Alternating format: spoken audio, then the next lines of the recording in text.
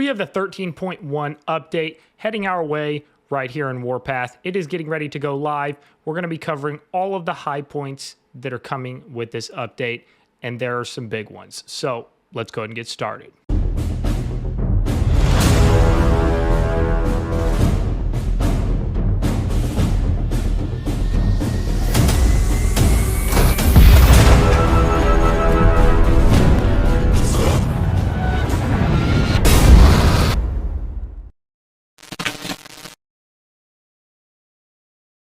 Welcome back, guys. I hope everybody is doing well. The 13.1 update is getting ready to go live, and we're going to be covering everything it's got in store for us right here in this video. I've got all the patch notes pulled up on my phone, so I'm going to be looking down, reading through these. I'm not going to go over every single one of them because some of them are, pretty common things, but we're going to go over all of the big ones, and there are definitely some big ones. All right, starting with the first part of this update, we have the brand new expulsion feature that has been added to alliances in level 2 and 3 cities to help manage the need to frequently enter and exit the conquest battlefield when required to participate in battles on their home server. Number 1, expulsion becomes available in level 2 and level 3 cities after the server has been opened for 75 days.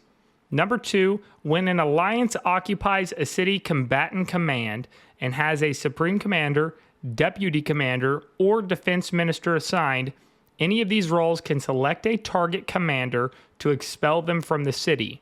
It says, note, once initiated, the expulsion process cannot be manually canceled. Number 3, expulsion requirements. A, the occupying alliance is in the campaign phase or tally phase of a conquest they are participating in. Number 4, expelling a commander begins with a 4-hour preparation period. When this period ends, the expulsion takes effect. The target commander is officially expelled from the city. A, if the target commander is still in the city when the expulsion takes effect, they will be forcibly moved out without any resource or item cost. Number 5, the expulsion lasts for 72 hours.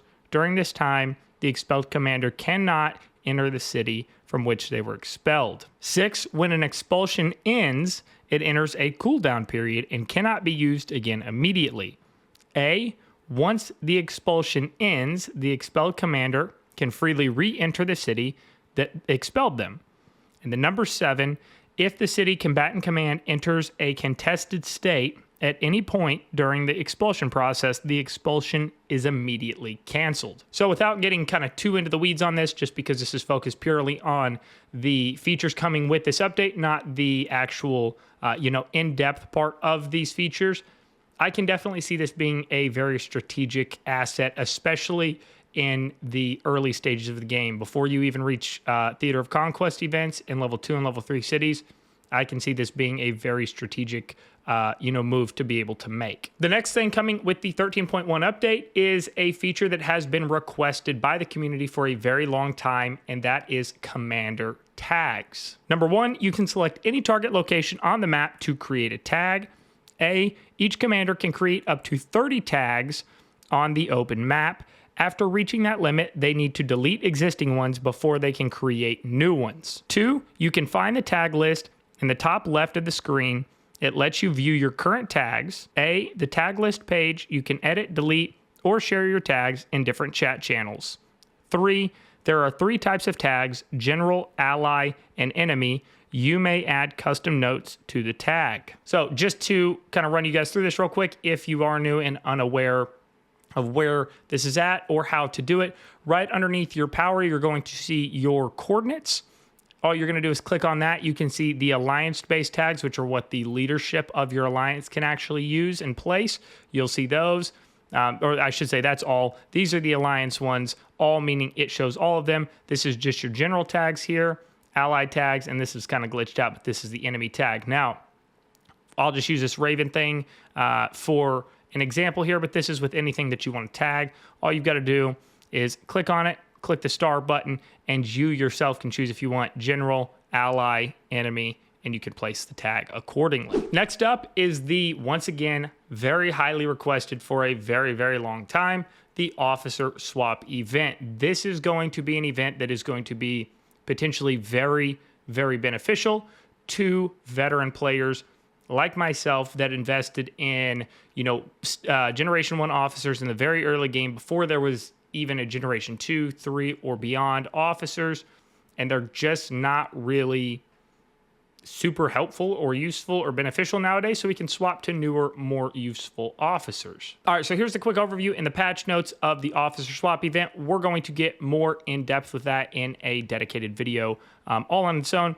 Number 1, the officer swap event is here. Use swap vouchers to exchange the officer level and skill level between 2 officers. Exclusive and regular officers cannot be swapped with each other. You'll have 1 swap chance for exclusive officers and 2 swap chances for regular officers. Officer swap is a one-time event. Please note that once a swap is confirmed, it cannot be undone, so choose your officers carefully. Now moving on to Theater of Conquest adjustments.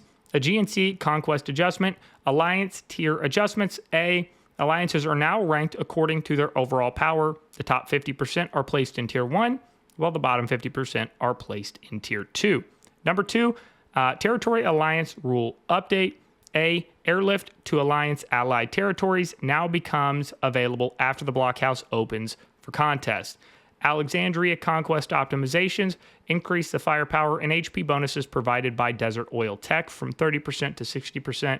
That seems like a little bit of a stretch. Feel like they're pushing to invest more in that Desert Oil Tech simply because I'm just assuming that most people probably don't because it's temporary, so why dump a bunch of money in something that you're going to lose right after the event? I also think that makes it a little bit OP. I mean, we're talking about some of these players, these big whales that already have such a massive advantage.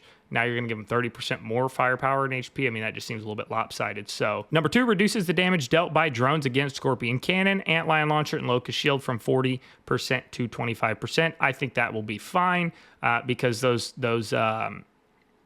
drones definitely do absolutely fillet those map buildings. And then number 3, optimize map visuals and fixed certain terrain issues. So quality of life update there in regard to some of these Theater of Conquest event things. We do have a brand new tactic here, and this one is for Navy. We've got Incendiary Salvo. Select one of your naval force troops to fire an incendiary round at a target C map grid within 5 grids of the selected troop after 3 seconds.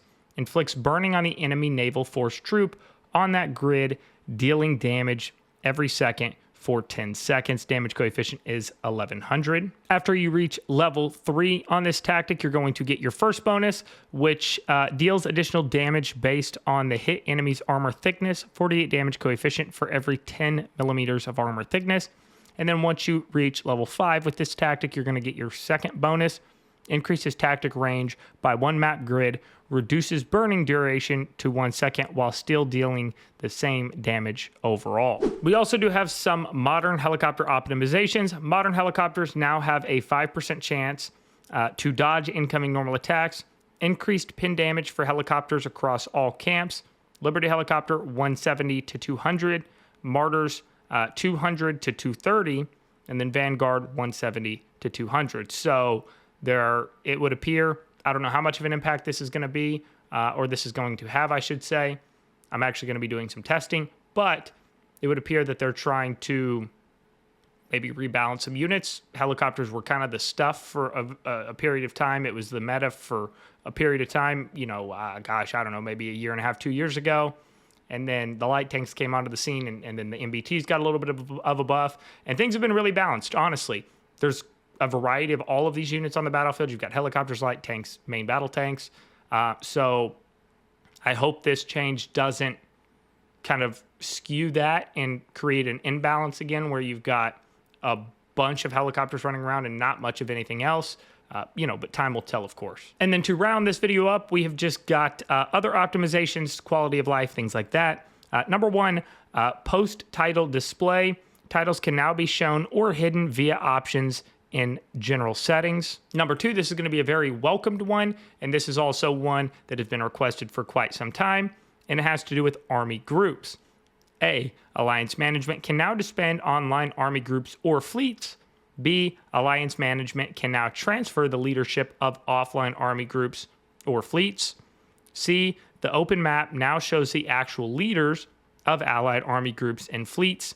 Number 2, Unit Light Mode Optimized battle information display in light mode. B, added firing countdown display for units that have countdown mechanics like artillery troops. C, added the energy bar display for officer tactical skills. And then last but not least, we've got bug fixes, tactics, fixed a text display issue with Ravaging Barrage. B, fixed a text display issue for Demolition Squad. And then number 2, Op Center fixed a scene display issue in Special Ops Stage 1. That's everything heading our way with the 13.1 update.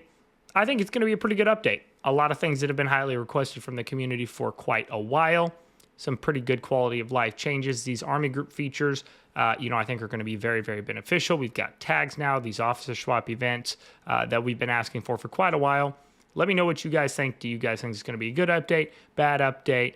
And if you think it's good or bad, let me know why in the comments below. If you have stuck around and made it this far into the video, if you've got access to Discord and are not already in my community Discord server, the link to that is going to be in the description of the video below.